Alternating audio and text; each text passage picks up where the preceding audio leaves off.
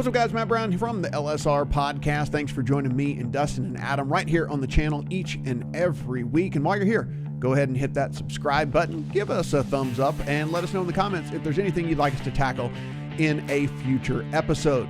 But without further ado,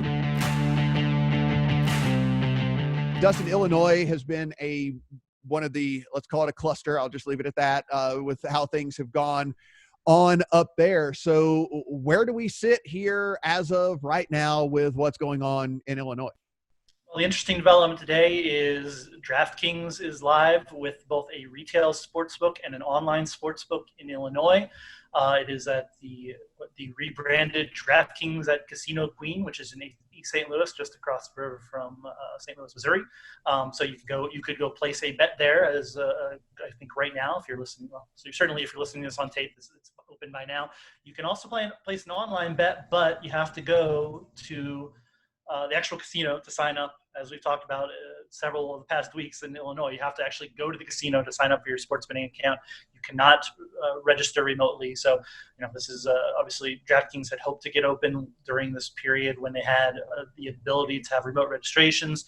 That didn't happen. The only other sports betting app that is live in the state right now is Bet Rivers, which has a casino just outside of Chicago in the Chicago metro area. So, but still, DraftKings is live, has a potential large user base to in St. Louis that it could say, hey, come across the river, sign up for an app, bet while you're over here. We have seen plenty of this in other markets, and Chicago residents going to Indiana and betting, New York residents going to New Jersey and betting. So whether that's with the added hurdle of remote registration, it's not clear how well DraftKings will do, but there is at least another app live in Illinois as we speak. Adam, I think we should refresh anyone's memory here just real quickly, if they are joining us and maybe missed a week or two of the pod, why this is such a big deal, because they're, actually, if they've joined us, they missed a couple of weeks, they might go, wait a minute, I thought you could register remotely there in Illinois. Podcast listeners, if you know where that plus 30 seconds button is and you're someone who already knows this story, you might want to get ready to hit it a couple of times. So when the pandemic began and Chicago casinos and statewide in Illinois, casinos had to close, Governor J.B. Pritzker suspended the in-person registration requirement in the Illinois law. Now, why is that registration requirement there? Essentially, it was meant to fend off DraftKings and FanDuel coming in as online-only operators and being able to dominate the market. In large part, that is because Rush Street Interactive / Rivers has huge political influence in Illinois, and there's some old fights that go back a number of years between those entities, and so that's how the law ultimately was written. Now, when the in-person registration requirement was suspended by the governor, Bet Rivers was the first one to get into that online market.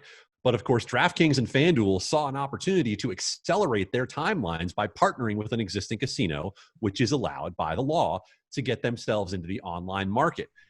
DraftKings, as of just more than a week ago, had this deal with Casino Queen, July 24th. They were set to come into the market. On July 25th, Governor Pritzker ended his suspension of the in-person registration requirement. Now, what went into that? There are any number of questions as to why the decision was made when it was made. It just means that right now you have to go to the casino in Illinois to register for your account. And I want to bring up one point along with that. Remember when Illinois retail opened last year, a lot of people were going to Indiana from the Chicago market. And of course, DraftKings Sportsbook is available in Indiana. So our man, Joe Ostrowski, who's been on top of all things Illinois down in Chicago radio, makes a very good point to say, if you are registered for DraftKings in Indiana and already cleared in Indiana, that does not get you on board in Illinois. You would still need to make the trip to East St. Louis. So you can see exactly why DraftKings is focusing more on the St. Louis, Missouri market than it is on Chicago right now. Yeah, it is an interesting saga here. Never a dull moment here in this industry either. All kinds of weird politics going on and things that I'm sure will come out down the line as to why things went.